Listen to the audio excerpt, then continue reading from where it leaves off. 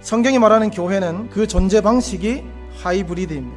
하나님에 의해 예수 그리스도의 죽음과 그분의 부활 위에 교회로 부르심을 받았다고 하는 콜링과 세상 속으로 보내심을 받았다고 하는 샌딩이라는 두 개의 심장이 교회의 존재 방식 안에 함께 공존하고 있습니다.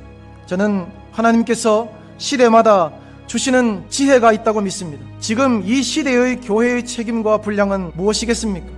저는 오래된 빗장을 푸는 것이라고 생각합니다. 이제는 올려두었던 다리를 내리고 성내의 백성들을 훈련시켜서 다시 세상에 내어주는 교회가 되어야 된다고 생각합니다. 이것이 공멸을 막는 길입니다.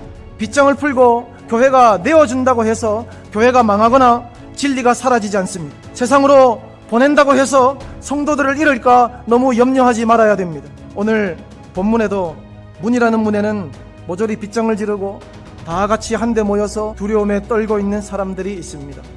예수님의 제자들입니다. 바다를 걸었던 베드로도 거기 있고, 예수님께서 귀신을 내쫓거나 5,000명을 먹이시거나 유대 지도자들과의 거침없는 논쟁들을 모두 목격했던 제자들이 함께 모여서 떨고 있습니다. 그들의 눈으로 예수님의 힘없는 죽음을 목격했기 때문에, 장사 되신 그 무덤을 목격했기 때문에 그들은 유대인들이 다시 두렵기 시작합니다.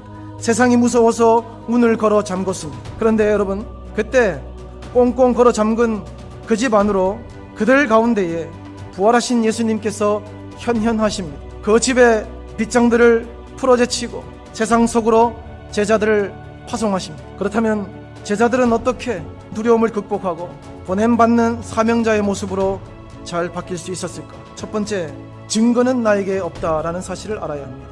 보냄받는 하나님의 백성들은 반드시 이것을 기억해야 합니다. 증거는 나한테 없다. 두려움을 만날 것입니다. 어려움을 겪을 것입니다.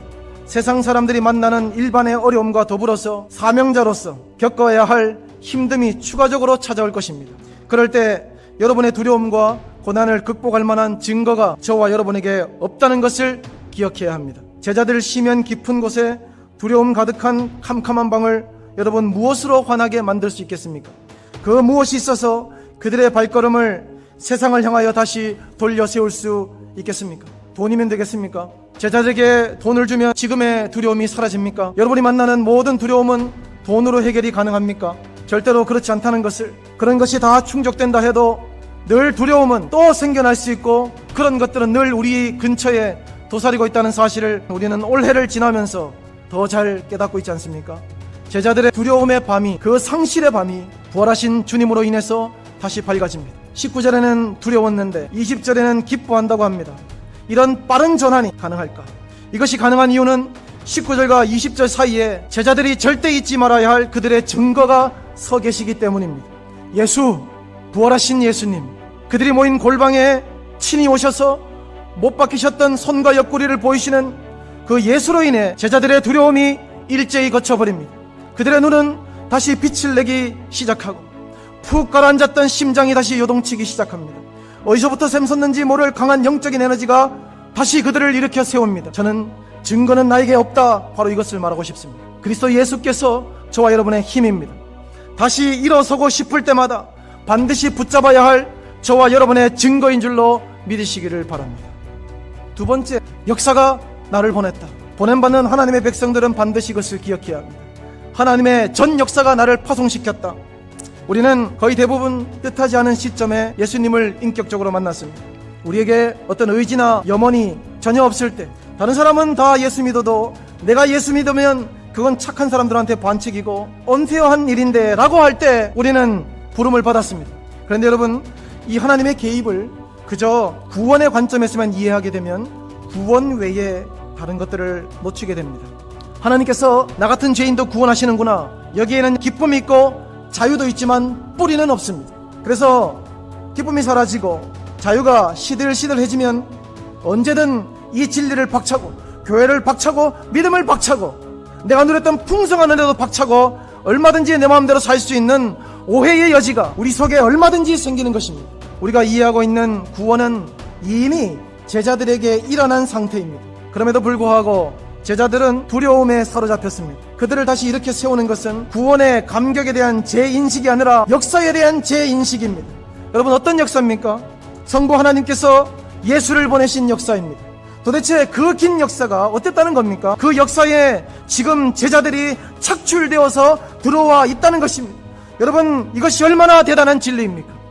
에덴에서의 첫 복음, 아브라함에게 준 언약, 모세와 다윗에게 주신 약속, 또 선지자들의 입술과 전쟁과 기근으로 담아낸 하나님의 숱한 모든 마음과 계획의 역사가 정점에서 예수로 나타났는데 그 역사를 제자들에게 맡긴다는 것입니다. 이 역사는 제자들에 의해서 교회로 이어졌고 그 교회는 오늘까지 달려와서 저와 여러분을 포함시키고 있습니다. 그러므로 우리는 단순 구원받은 존재가 아니라 하나님의 전 역사가 파송한 공동체라는 사실을 기억해야 합니다. 만약 우리가 하나님의 큰 드라마에 착출된 것을 기쁨으로 여길 수만 있다면 때로는 그 드라마의 조연으로, 일일 엑스트라로, 또 누군가의 조명 보조로, 코디네이터로, 소품 담당하는 사람으로 우리 인생을 내어준다 하더라도 우리는 만족할 수 있습니다.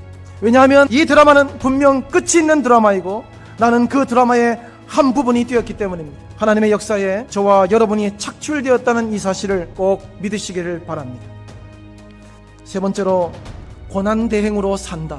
보냄받는 하나님의 백성들은 그것을 기억해야 합니다.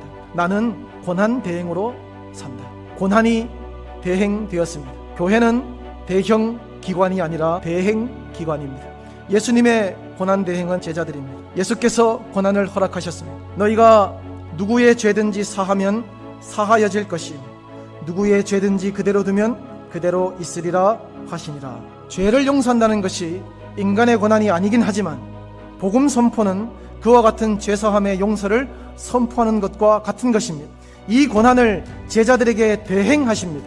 제자들은 모두 신실히 그 대행의 길을 걸어서 역사 속의 교회가 되었고 우리는 그 대행의 바통을 이어받았습니다. 그러므로 저와 여러분은 모두 고난 대행자입니다. 우리가 복음을 전하고 복음대로 살면 우리의 이웃의 죄가 사하여지고 복음의 열매들을 눈으로 보고 경험하고 만날 것입니다. 그러나 만약에 대행자로 살아가지 않는다면 정말 아무 일도 일어나지 않습니다. 이런 교회는 직무유기이며 현존하는 하나님 나라의 관점에서 보자면 국지전의 패배를 일으키는 교회입니다. 오늘 같은 이 힘든 시기를 지나가고 있는 저와 여러분에게 마치 두려움에 떨던 제자들에게 하셨던 그 예수님의 첫 음성을 저와 여러분에게도 동일하게 들려주시기를 원합니다. 예수께서 오사 서서 이르시되 너희에게 평강이 있을지, 예수께서 또 이르시되 너희에게 평강이 있을지어다. 부름받은 자인 동시에 보냄받은 자의 이 복되고 영광스러운 삶이 저와 여러분의 삶입니다. 이것을 사모하면서 신실하게 응답하고 살아가는 교회가 오늘 하이브리드 교회입니다. 이 두 가지가 병행하는, 두 가지가 함께 공존하는 두 가지의 심장으로 교회가 세워지는 그런 복되고 아름다운 교회, 하이브리드 성도님들 다 되시기를 주님의 이름으로 축복합니다.